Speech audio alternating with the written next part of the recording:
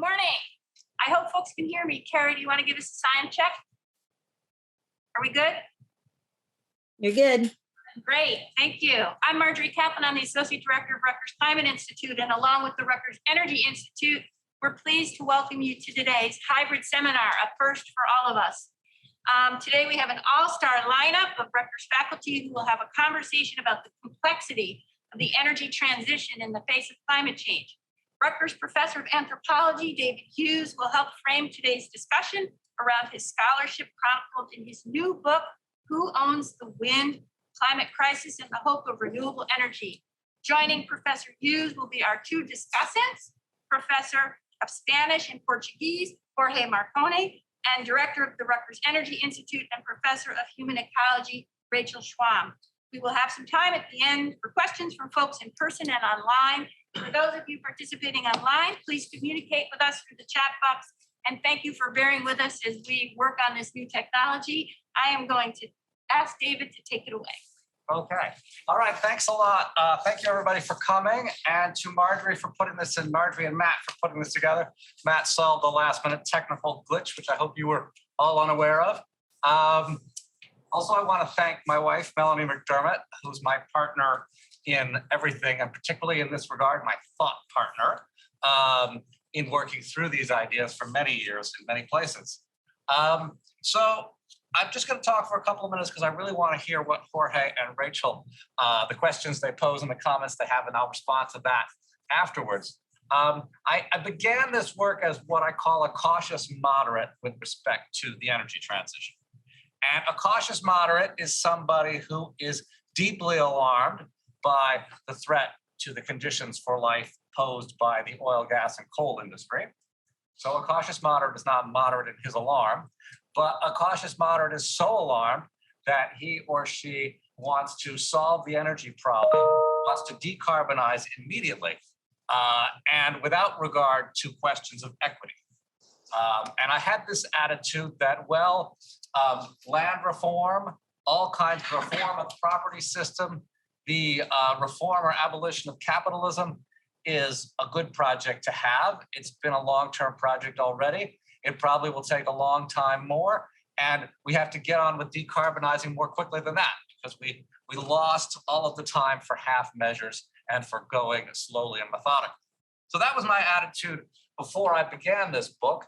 But I wanted to put it to the test, and I found the village in the world, one of the villages in the world most surrounded by wind turbines, which is a tiny little town I call Sereno in Andalusia, southernmost Spain by the Strait of Gibraltar.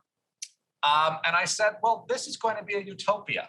Here we have people living sustainably on an energy platform where the landscape harvests solar energy as it has to do horizontally very extensively and converts it into electricity without producing carbon emissions, without producing any emissions at all.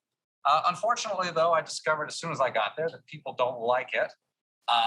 They hate this landscape, most of them. They hated the idea. They protested the idea about 15 years ago and lost. They were successful, however, on a regional scale and stopped the construction of new wind farms in Andalusia and slowed the energy transition in Spain. And this protest has been successful in slowing the energy transition in much of Europe.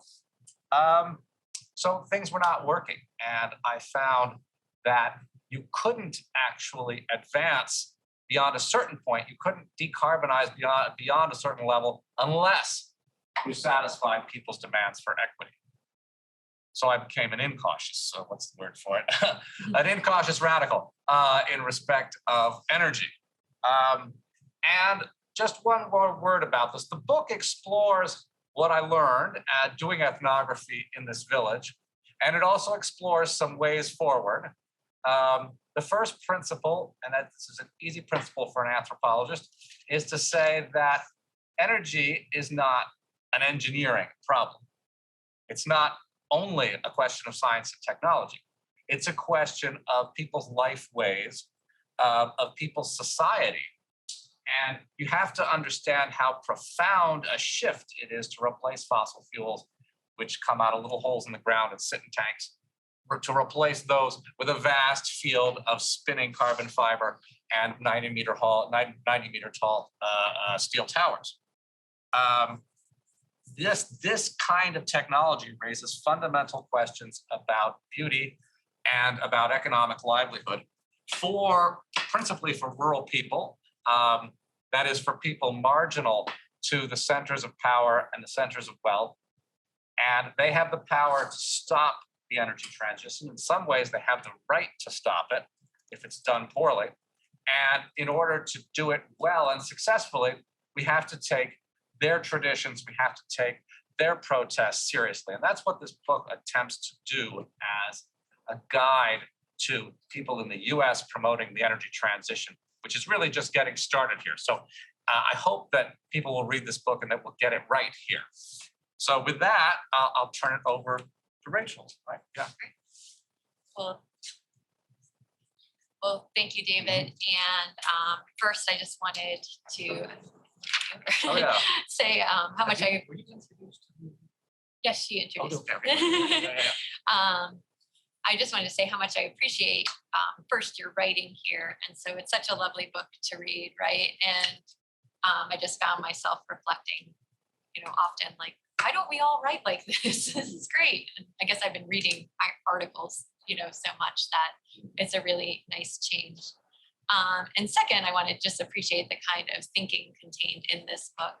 And I read your Energy Without Conscience and integrated, I teach it now in Energy and Society, a couple of the chapters. And so I'm consistently kind of impressed with the connections you make in your research, and it's different than kind of how I've been trained a little bit. And so sociologist, anthropology, it's not so different, but there are differences, right? And it always feels so imaginative to me and kind of outside the way I think about things. And so you do a great job of kind of tapping into the kind of cultural and historic and humanities perspectives that I don't feel like get as much. And these are so useful for understanding how communities make sense of the world around them and live their lives. And so I just wanted to say generally, I really appreciate those things about the book. And then I thought I would kind of try to reflect, I guess for me, being policy and action minded, right? I wanted to reflect on the book's implications for the US and New Jersey and really ask, I guess, probably put more of the burden on you. But, in the US, we have now about 122,000 megawatts of installed wind generation capacity on land, right? And Texas is a big chunk of that, and then followed by a number of states in the Midwest and the West Coast. And then this big hole I noticed in the Southeast, right? When I looked, I was like, which I guess has something to do with wind capacity, maybe. But here in New Jersey, right, we have more the debate, right, or the focus right now is on offshore wind. And right now in the US, we have about 42 megawatts, which is really the only things that are built right now are Block Island off Rhode Island, and then one off of Virginia. It's a pilot project, I guess, right? So,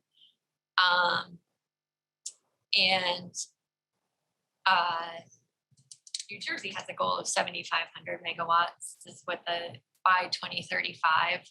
We've awarded about half of that, so 3,800 megawatts are kind of awarded in offshore leases right now. Ørsted is the major company expected to have the first 1,100 megawatt one built, in 3 or 4 years, potentially, right? And so that's going on, and I have some questions about that. But then also, right, the state of New Jersey has recently initiated an agrivoltaics program. And this is putting solar on agricultural land, right? And Rutgers actually has got some money from the state to do research on this through extension to work with farmers and do some research on this. And New Jersey has 9,000 farms covering 715,000 acres of farmland. So, you talk about kind of how the wind farms kind of come to speckle the agricultural lands and hills, and cattle kind of just move through and crops are growing.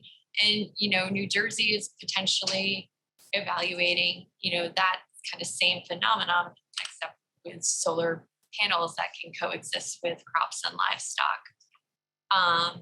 And so your key questions that you pose in the book, are relevant, obviously, to us here in New Jersey. Could, as David says, political reforms and aesthetic imagination cheer us up in New Jersey, right? Can we make this energy transition a good and better one? And how should we consider, appreciate, or reject the aesthetic qualities of wind, and thinking about offshore wind, which has a different aesthetic quality, particularly in New Jersey, where it's almost out of sight, or solar energy. And, is there a way the wind and the sun, the sky remains open to all? So I was thinking about these questions you pose, right, in relation to New Jersey. And one thing I appreciated from your, one focus from your book that I appreciated, and I also see it in Energy Without Conscious, right, is how the material form of energy production shifts our understandings of energy and ownership and what can be done. And so you talk in your book about the wind as being amorphous and not, you mentioned, kind of, it's not a point source anymore, right? There are regions without wind and regions with wind. That's enough for wind energy, but it's not tied to a single point. It's not tied to land like fossil fuels underground. It only becomes tied to land when turbines, right, capture this energy from the sky, create electricity, travels through wires, right, and then it's right, and privatized at that point. I also was, thinking, you were talking about flows and stocks, and I was thinking about, the issue of, it's funny because even just thinking like that, I was like, yeah, we always just talk about this as intermittency, right? Like that's kind of, and the, that these forms of energy are intermittent and can't provide a constant flow unless you're using batteries that store it. And just, I was thinking, oh, it's just a flow, right? A flow that can stop, right? But you make the case, right, that to enable democratic ownership of wind energy, we should be thinking about it as a flow and not a stock. And so you mentioned New Jersey shortly at kind of the end of the book, right? This continental shelf that we have, we're in a good position to put that offshore wind energy there. It can meet about 92% of New Jersey's electricity needs. And then you mentioned, right, unless we electrify all our cars, and then we need more. So to me, this brings to mind the agrivoltaics and the probably this onshore on land use that might be analogous to the turbines that speckle kind of agricultural land. And I was also thinking about on the offshore wind, it doesn't have the same feel because it doesn't change. I mean, certainly people are concerned about their views, right, from the landscape of the ocean view. But I think in New Jersey, it's less of a concern because of the distance off. That's my understanding. But more recently, when you were talking about it being tied to land, I mean, the interesting thing there is you have the issue of this offshore area not being particularly owned. The users and the kind of ownership and what's at stake for offshore, or who the stakeholders are for offshore wind is kind of an amorphous, right? And but there are competing uses going on out there, from kind of conserving biodiversity to fisheries to competing offshore drilling, right? And so these kind of who owns that area, right? That ecosystem where we're talking about putting up, offshore wind turbines is kind of analogous as well. So, I'm thinking about it in those terms. And so my questions I had for you are, how do you think some of these insights translate to solar energy? And like something like agrivoltaics that we're, looking at for rural New Jersey. And, what are the opportunities? It's interesting because I'm on this committee that's doing this agrivoltaics work. And, the issue of kind of justice or, equity hasn't come up much, and I'm the social scientist, so I probably should be bringing it up.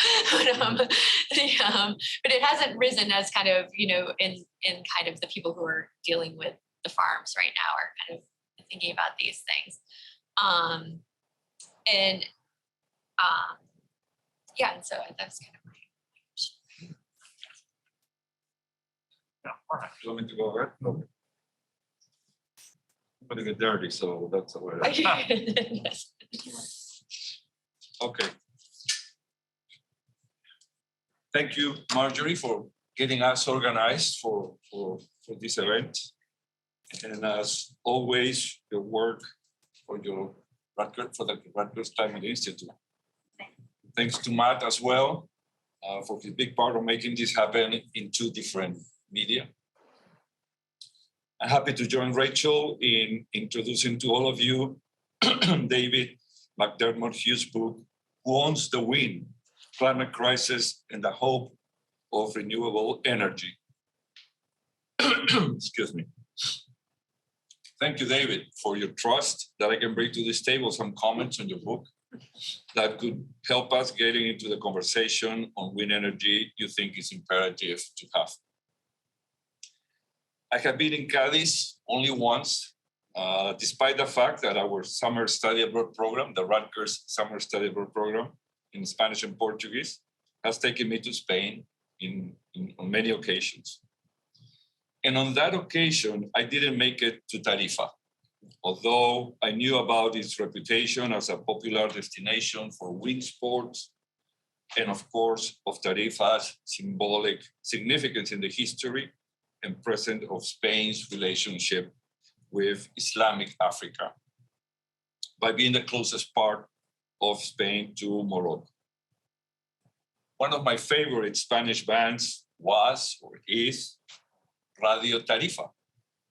Starting in the 1990s, Radio Tarifa combined flamenco, Arabic music, Middle Ages music, Moorish Andalusian music, other Mediterranean music, and even went as far as bringing Caribbean rhythms into Tarifa.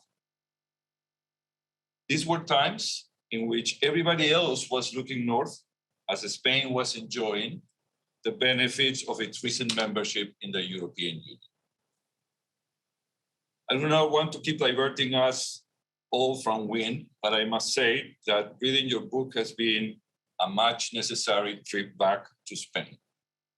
Spain's landscape, history, and fascinating politics. And second to none, to long conversations in local bars, where I suspect you have acquired that friendly irony with which you tell us about Spanish local politics. Irony that aligns very well with the best films of Luis Berlanga and José Luis Cuerda. So, Who Owns the Wind has many virtues that any reader will appreciate beyond the bold positions that you take regarding wind energy and local responses to energy transitions. As you know, I teach at Rutgers courses on environmental humanities. Yesterday evening, I was commenting your book with the students in my graduate seminar. And I told them, do you really wish writers and artists to get involved in environmental activism? Well, you better read David's book and then be careful of what you wish for. David has given us the complex story of an antropólogo, an anthropologist in Spanish, as the locals in the town of Sereno call him, who is totally committed to the imperative need to transition into wind energy across the planet. David's first chapter, Wind on Land, certainly makes a very impressive case. I'm no expert in the matter, but if I can put my ignorance to a good use, let me say that he has convinced me, until somebody else proves him wrong. However, even in that case, that somebody will need not only valuable information, but the power of seduction that David displays in that chapter and throughout his book. Our Anthropology came to Sereno, a small village of about 400 people, where, and I quote from his book, almost 250 turbines fill a valley roughly 5 by 10 kilometers. Because, says the Anthropology, it is the future. A sustainable world, says the book, will contain wind farms in every blow zone near consumers of electricity. Nevertheless, there is another reason, if not the main reason, why the Anthropology has come to Sereno and to other villages and towns in the province of Cádiz. These locations, even as back as the mid or late 1990s, and while suffering terrible unemployment rates, way over the more than 20% at the national level in Spain, are fighting against the installation of wind turbines, very successfully in many cases. And their campaigns were spearheaded either by progressive politicians or by artists. The ones which fell, unfortunately, were usually the ones run by the artists. To get rid of fossil fuels, David tells us in the book, we have to fundamentally rethink property, livelihood, and aesthetics. That is the call that our Anthropology sends to us after several years of research, including many months of living in Sereno, back and forth, traveling back and forth for 3 or 4 years. In Who Owns the Wind, David is surely tackling the question of aesthetics. Roughly 50% of the book is devoted to this matter, with chapters titled The Eden Problem, Energy Without Stories, Turbine Sublime, and Landscapes of Wheat and Wool. But the topic, of course, is intertwined throughout the book with the political ecology on wind energy transition. More than the harm done to the landscape by gigantic turbines, it is about the visual impact of these giants, white and sleek, that reach the sky. Or, as David says in the book, turbines stick their noses into the air. The turbines are not a good match for the contours of the landscape, as other buildings from the past or their ruins have become nicely embedded into the landscape. They are not part of the history yet. They are not part of the memory of the place. Turbines are too modern for locations whose cultural identity is linked to landscape not touched by development. By landscape populated with signifiers of histories that are at the core of an almost federalist country that craves for regional identities and autonomies. And of course, turbines don't go well with traditional uses of the territory. Those turbines prevented these locations to draw dollars from the successful industry of rural tourism in Spain. Turbines seem to be inserted in Cádiz in a narrative where nature is lost, but at the same time, the ecological is missed, where sense of place and sense of planet compete all the time. Can we do better than the Anthropologist's position that observes that that observes turbines through the long, forgiving lens of environmentalism. So far, I came out with one thought that may require further conversation. Let's avoid still images, although later I would like to talk about your still images. Still images do not capture what the flow of wind means to the landscape, to the body, and to life. In spite of the good Spanish poetry that David quotes, and poetry is supposed to be the literary genre that is concerned with capturing an instant, with capturing a moment. In spite of that Spanish poetry that David quotes, maybe moving images and narratives will probably be more useful, but also true to the power and spectacle of wind and the power of wind that actually wind turbines express. David's first chapter, Wind on Land, is in itself an excellent narrative on wind, an excellent cultural history of wind in the place. It's an excellent chapter on the aesthetics of wind itself, or at least of something that we have been overlooking on the aesthetics of land. Like that wind never makes it into the aesthetics of land. In retrospective, David, as I was driving here, I was thinking that I just realized that I was missing another paradox that I want to add today for your comment. And that at the local level, there seems to be a lot of talk about wind. They know a lot about wind. They even brag about wind, how strong the wind is. And at the same time, the wind seems not to get into the way they talk about their place, or in a more integrated, in a more holistic way of talking about their place. They are not there yet for the kind of narrative that you were able to put together, putting together wind and relationship to the history of the place, precisely in that first chapter. That's all what I have for you today. Thank you, Rachael and Jorge. This has given me a lot to respond to and a lot to think about. Let me talk about your response to you first, Jorge, and then I'll with some images, and then I'll talk more about the policy related stuff, Rachael. That's a brilliant thought about what you miss with a still image of a turbine. I just want to show people what this village looks like, or show some of the images that come up in the book.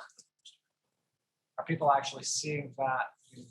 Yes, they are seeing it on Zoom. So this is some of the 250 turbines that surround the village, with the Atlantic in the background and Morocco in the far background.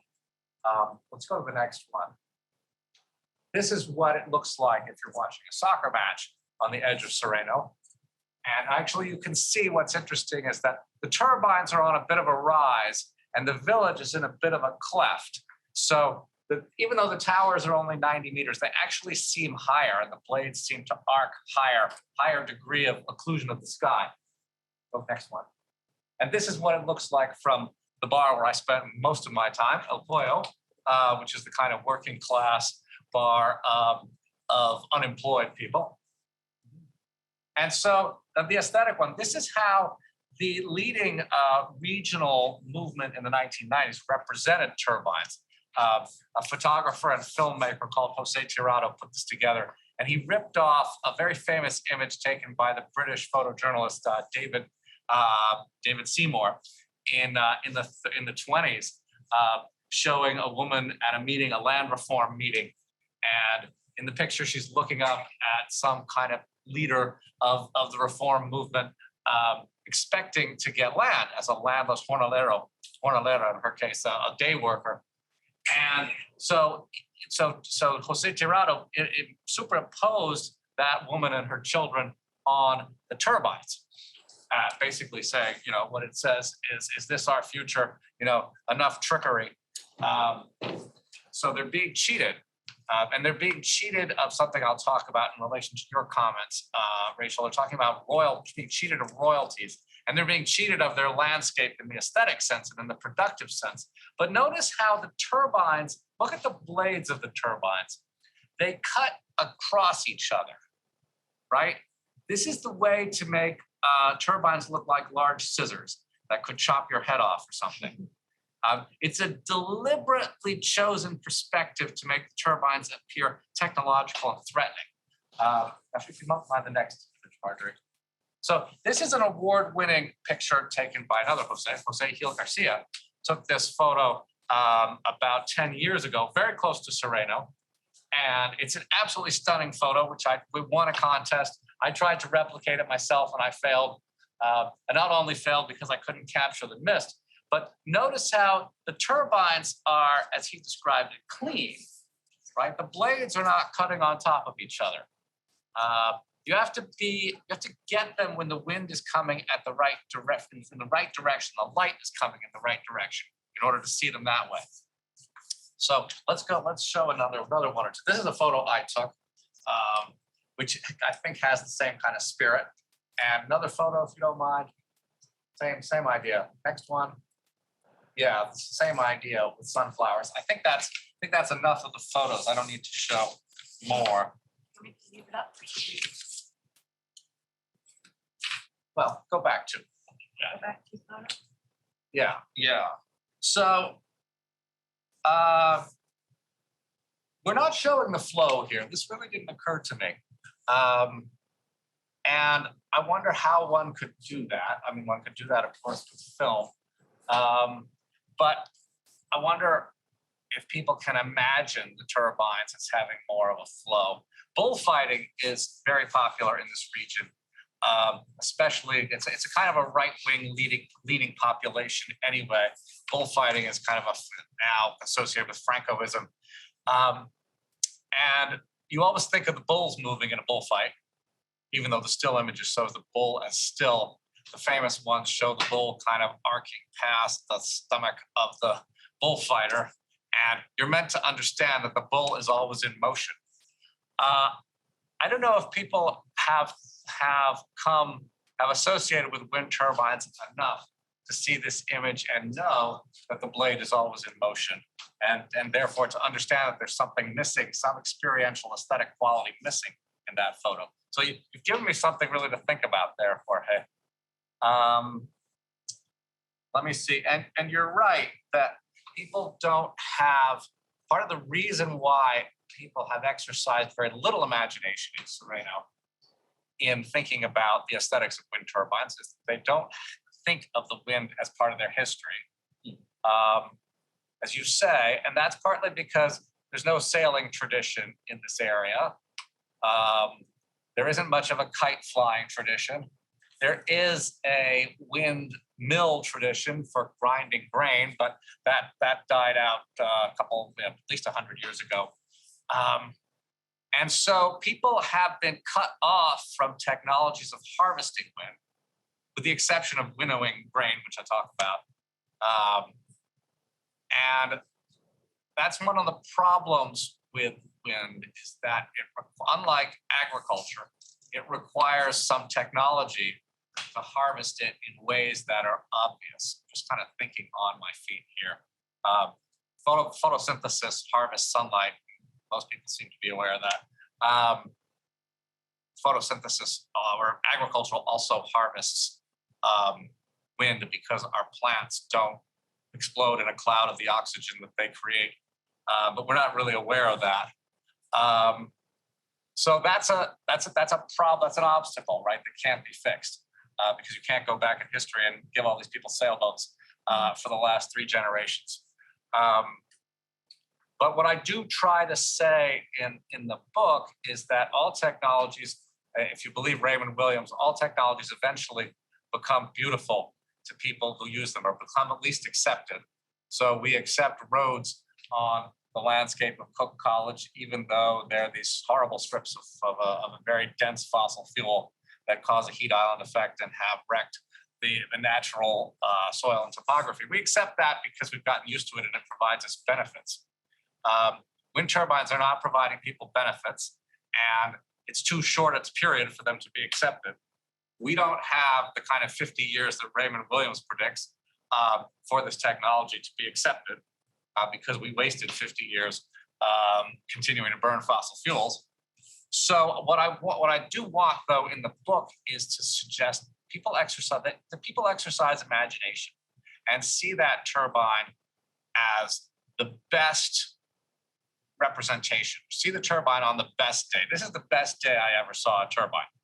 I had my camera with me all the time. I took at least 1,000 photos. And I'd like it to be remembered that way, even when you look at it and it's actually cutting like scissors.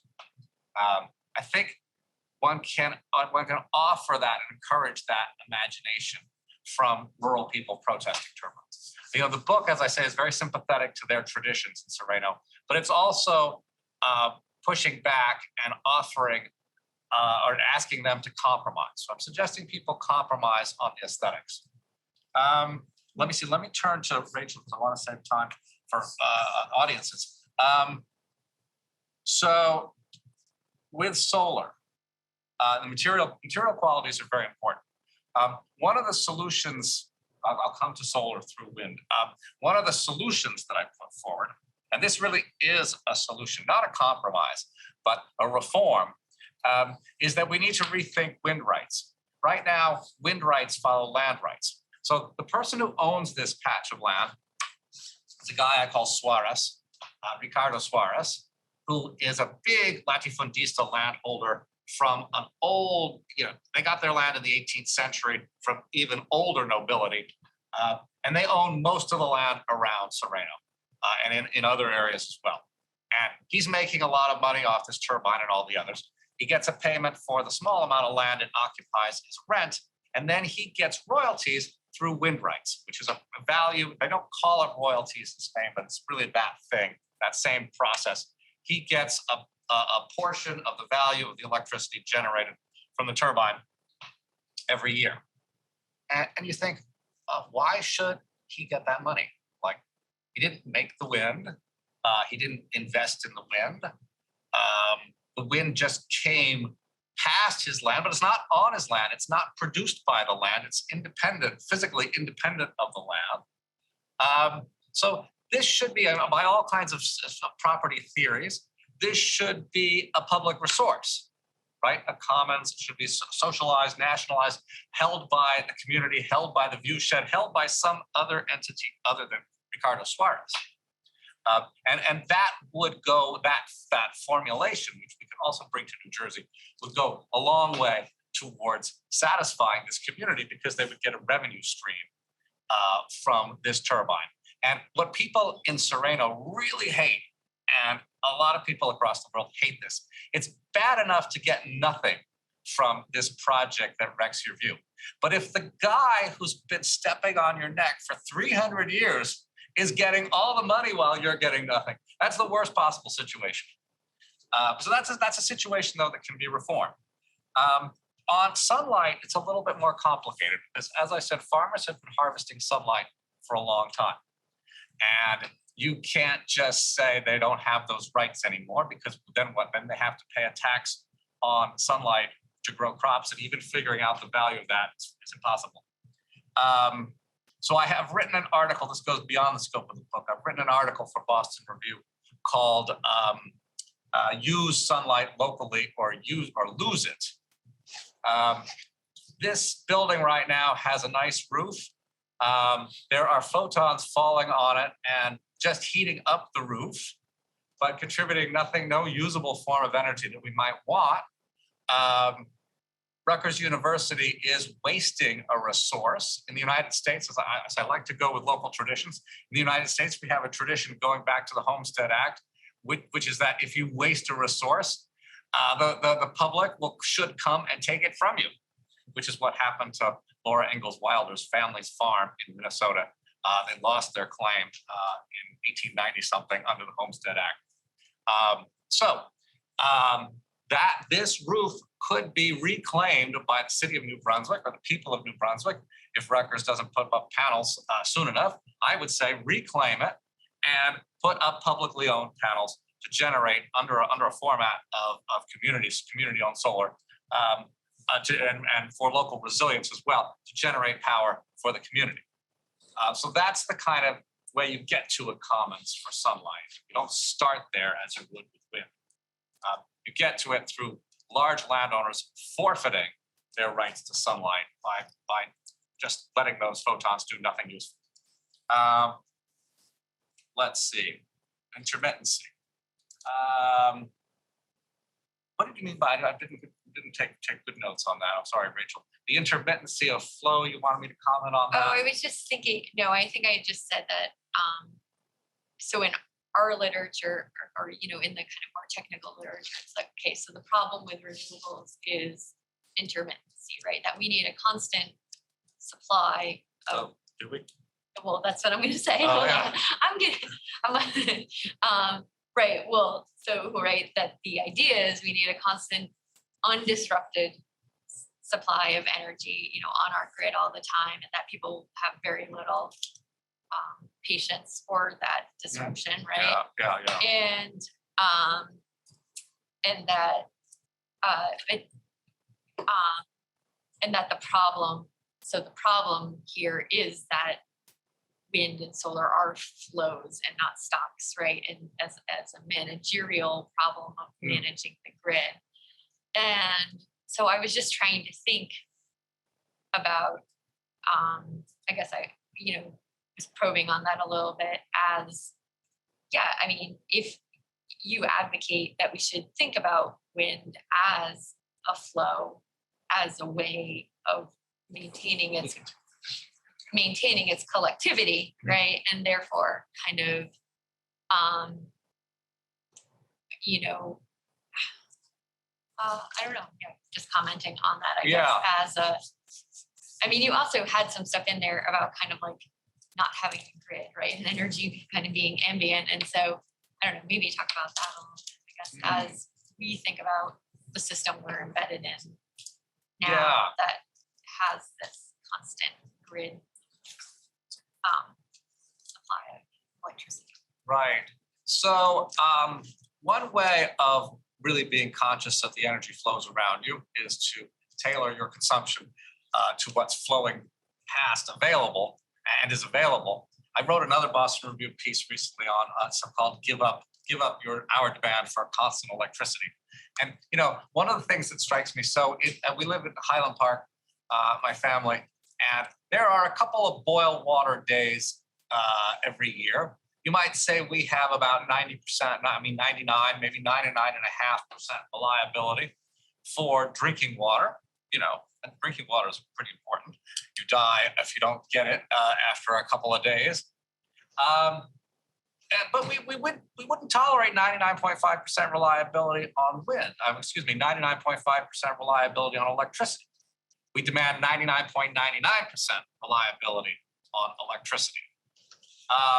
And that seems like a kind of a mismatch of priorities. I mean, certainly if you have a medical device at home, or if you live at the top of a building with a very, where you need an elevator, you need electricity to at least charge your medical device. Hospitals certainly need electricity. But for most residential uses, we have more reliability than we need. And it's a weird thing that somehow, I think, in the course of capitalism, with this expectation of a constant global flow of inputs and outputs, people have so assimilated to this that they expect energy to also flow constantly in and out. So much so that people have forgotten that, say, your refrigerator runs on intermittent flow, right? I'll have to ask my students the other day. Most of them do not know that your refrigerator turns itself off because they no longer makes a sound when it stops drawing current. Most people don't realize that even, and this is, don't want to seem insensitive, but even a device that assists you in breathing doesn't require constant flow because you don't breathe constantly, right? Your heart doesn't pump constantly. Actually, most things about the body and most things about appliances can deal fine with intermittent flow. So there's something deep that's cultural here, I think, about modernity, about capitalism, about expecting the constant flow. And that expectation of constant flow is really slowing down the energy transition because people say, oh, we can't rely on wind and solar farms, plus we have 10 battery farms as well. And the natural gas industry says, oh, well, let's keep burning natural gas. We have that problem solved. We have the stocks. Let me talk just briefly about offshore wind, New Jersey. Things are not going that well here because there are opposition movements. I've started studying one in Ocean City, which is where one of Ørsted's wind farms wants to bring the cable onshore. The turbines would be far offshore. If you look at the mock-up video Ørsted made, doesn't seem that bad except towards sunset when the light is shining on them. But people are upset. People don't feel sufficiently consulted. They don't feel sufficiently compensated because Ørsted itself is collecting the royalties through the ORECs, the Offshore Renewable Energy Credit. The REC system and solar renewable energy credits, all the producers get the royalties when instead of the public getting the royalties. So that's a problem. And the other issue is that, I was involved representing our union. I was at some of the meetings of Jersey Renews where we were trying to sell people on renewable energy, sell people on offshore wind. And the Offshore Wind Business Council and certainly United Steelworkers kept emphasizing the steel. And I said, let's not emphasize the steel, let's emphasize the wind, and let's make an analogy with sails. A wind turbine is actually just like 3 sails that go around. And in fact, you can make the blades out of sailcloth if you want to, which is how old-fashioned windmills in Southern Europe often are. And if we had done that, if the industry had done that in Cape Cod with the Cape Wind debacle, that's what this whole thing for 10 years, everybody's been trying to avoid Cape Wind on the continental shelf. If they had said to the Kennedys and the other wealthy sailor types in Nantucket and Hyannis, hey, you sail, that's great. This is like a big sailboat that has 3 sails and it doesn't move, but the sails move. Isn't that cool? You can make them out of sailcloth. Nobody wants to make them out of sailcloth because it's expensive to maintain. And Ørsted does not want to be sending well-paid workers up there to swap out sailcloth every year. So we have an energy transition then happening in New Jersey, which will give some gigawatts if it works, if they can overcome all the local opposition. It will not create a lot of jobs. It won't create a lot of resilience because all that power is still coming through a small cable in Ocean City. And it's an opportunity missed. And we may get stuck with all the cars, we may get stuck at 50% grid density. And that's a failure because we need 100%. So anyway, I hope these people read my book. Should we, have I answered things? It was really, really great. Thank you so much for those comments. Maybe we should take something from the audience. Sure. So we have folks here. We have a tradition we like to ask students. We'd like to give you the first shot, just so that you can ask your question loudly. You can just raise your hand, and so you'll be picked up for the folks online. Does anybody have a question? Please. There are all these problems with like the aesthetic and cultural norms against bladed wind turbines. Do you see the technology isn't quite there yet, but do you see a future in bladeless turbines? Bladeless, yeah. Maybe you could repeat it, David, so people. Oh, okay, yeah, sorry. Great question. The question was about other designs, which might be less ugly to people. There is the bladeless design you mentioned, which is a big pole that kind of vibrates. There is the vertical access wind turbine that just spins like this. Those have the advantage that you could put them in urban locations, even on roofs and that would be fantastic for the resilience question, because then you could have local power generated with microgrids in a place like New Brunswick. Probably not New Brunswick because it's not that windy here, but in a poor urban area that's got wind, it's got the wind resource. I think, whenever everybody says it's not ready, right? You just said this. You said it's not quite there. What not quite there means with technology is that some corporation feels it can't make as much profits with technology X as it is making with technology Y. So sure, the vertical axis wind turbines are not as efficient as the horizontal axis 3-blade ones. they're efficient enough so that you have a positive energy return on investment after a certain period. Efficient enough, in other words, to justify the carbon emissions from producing the materials. They're partly, I've talked to experts. Paul Geip wrote umpteen books on this. He hates vertical axis wind turbines. They have high maintenance costs, right? Is what he says, right? So you make less profit on the vertical axis wind turbine. You have to the maintenance cost means you have to hire more people to do more stuff and get paid money. So all that is good. I think that's great. I think we could have much less efficient wind turbines than Ørsted is putting in. And that would actually be better in many locations. Right? So don't make when it comes to these technologies, don't make the good don't make the perfect the enemy of the good. Did anybody else want to respond? Okay. Go ahead, Lon. I haven't read the book yet, so Speak loudly. louder. I haven't read the book yet, so my question is a little too general. Was just wondering if there's an extra element of foreignness of the attributed to the wind turbines because they are made elsewhere. I wonder if in your conversations with the inhabitants of the town, this came up. James Meek had a very interesting piece in the London Review of Books about the conditions under which these are manufactured in Southeast Asia, with reference to promises of creating factories in Scotland, I think. Promises that eventually failed because of the economics of the whole thing. It's cheaper to manufacture them elsewhere.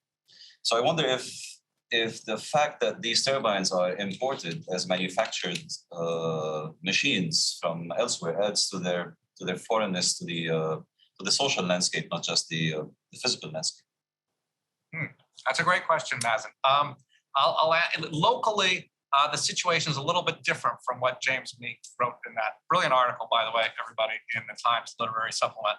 Or was it that? No, the London Review of Books, right?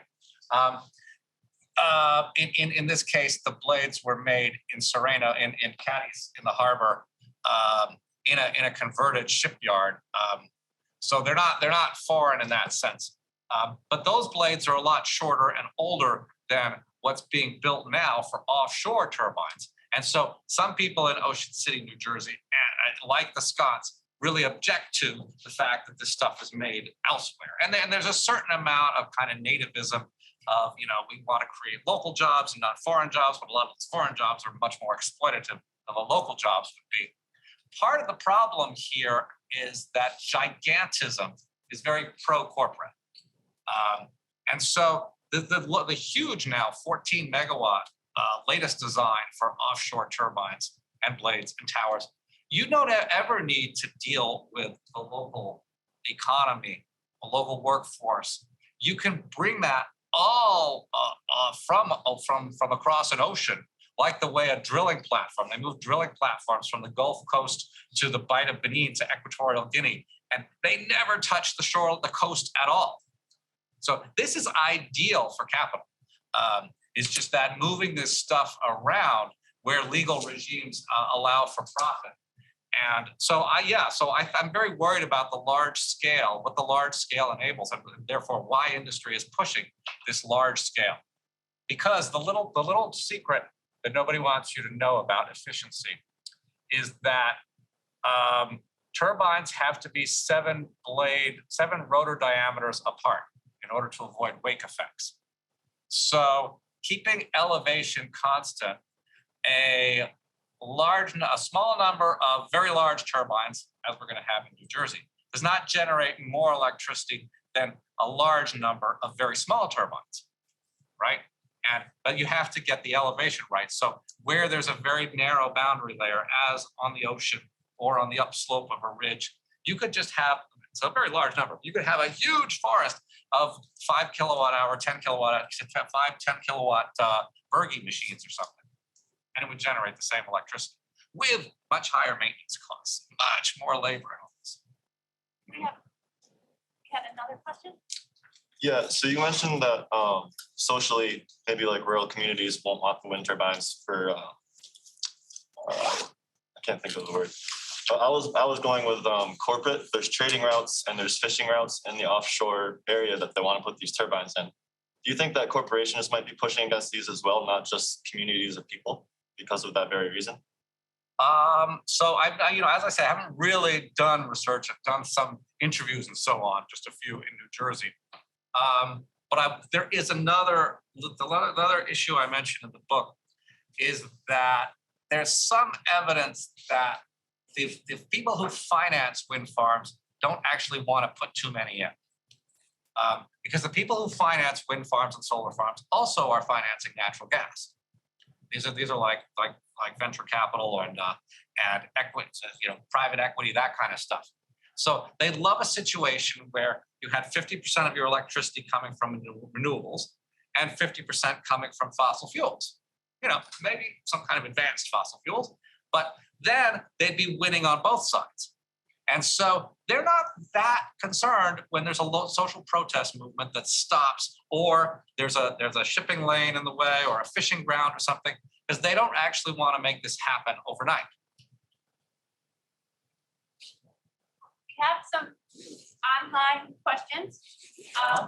So one that just came in said, fantastic panel, can't wait to read the book. You're getting a lot of shout outs. All of you, to overcome the pockets of opposition, how do you see the distinction between passive acceptance versus vocal community support to completing these projects? Yeah, so that's extremely important. We need vocal community support because we actually need a social movement for renewable energies. Right? And we need it not just to be crunchy munchy, mostly urban types on the coast like me, like probably many of us. We need this from people in West Virginia. We need this from people who are not large landowners in Oklahoma. The large landowners in Oklahoma love it, but we need this from urban people in Oklahoma. And because we need it to happen quickly. And so what the unfortunate thing is people in Sereno, if they had been engaged well, could have become champions for renewable energy and gone and told their neighbors in other villages, hey, you want this thing to come, you can make money off it, and it doesn't look so bad really. And tourists kind of like how the blades look after some years. All that might be capable of happening. Instead, what you get is you get at best a kind of grudging acceptance, which is like saying no in the short term. So that sort of goes to one of the last questions was do you think some kind of cooperative ownership model would have reduced community upsetness at the village where you did your research? Yeah, so it depends on owning what. Trade unions for energy democracy and a whole bunch of different groups are pushing for public ownership of renewable energy. What they mean is public ownership of the turbines and the transmission lines and all of that infrastructure. And that's a very worthy goal. It would require nationalizing big firms like in Spain, Acciona and Iberdrola, and in Denmark, nationalizing Ørsted or something. You could imagine the U.S. nationalizing Ørsted once this is built. A big abrogation of private property rights. Huge Supreme Court case would come out of it, I'm sure. But I'm fine. I support that. But that doesn't actually do the whole job.